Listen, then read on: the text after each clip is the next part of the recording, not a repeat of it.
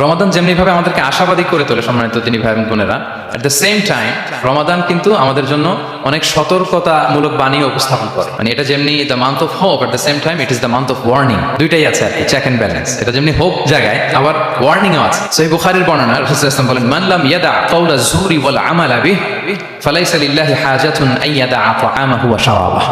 রোজা রেখে যে ব্যক্তি মিথ্যা কথা, মিথ্যা কাজ মানে পাপ কাজ, অন্যায় কাজ ছাড়তে পারলো না, তার না খেয়ে থাকা, না পান করে থাকাতে আল্লাহর কিছু যায় আসে না।